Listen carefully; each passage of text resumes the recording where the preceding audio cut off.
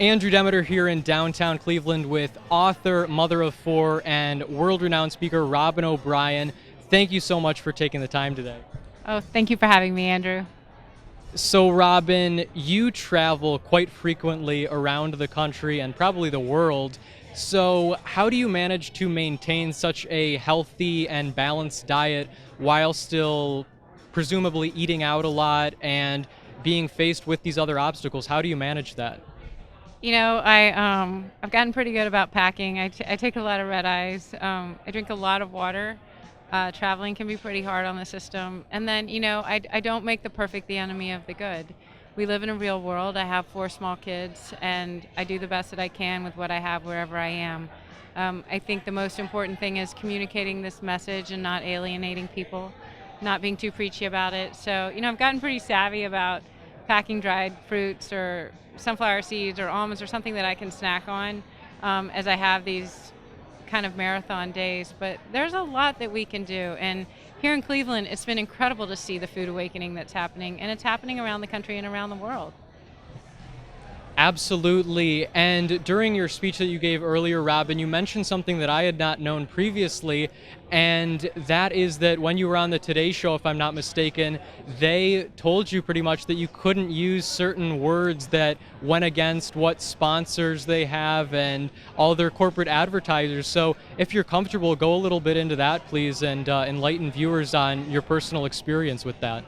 I wouldn't say it was just the Today Show. I think the media is really stuck right now because a lot of their sponsors and advertisers are these big food companies. So, that's where their dollars are coming through. And their legal departments are just really careful with what they're allowed to say or not say. And with the Today Show, I was just so grateful for the opportunity to bring this message to their platform that I was happy to work with them around that restriction. But it also really highlighted to me how important it is that we all share the information with each other, how we use tools on social media to share this information, because we're all doing the best we can with what we have.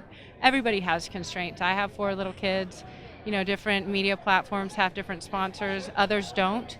And I think it's fascinating to see right now where we're able to gain traction with this message, how it's so important that face-to-face communication, whether it's at a school or a church or with your local congressman. Last question, Robyn. How do we change or reform the system of food that's present in schools, for example, and also even nursing homes and hospitals? These people who are so vulnerable and they either can't make their own decisions or they're not really competent enough to. How do we fix that? Because that's the people who really need the most nutritious food to recover. Yeah, thankfully I've had the opportunity to work with Compass Food Group, and they're the world's largest food service provider. So they put food into hospitals around the world, leading banks, schools, cafeterias, universities, anywhere there's a cafeteria. Compass Food Group is on the ground with different divisions. And I've worked with their K-12 division, Chartwell's, and what we've got is a bit of a budget crisis. We have not financed a clean food system. So the stuff that's jacked up on all this artificial stuff is what is cheaper.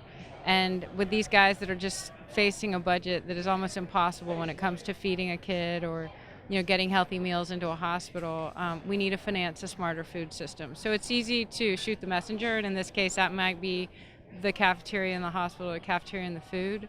What we know is that clean and safe food should be the affordable option to anybody who wants it, not just a function of zip code, not just a function of the elite.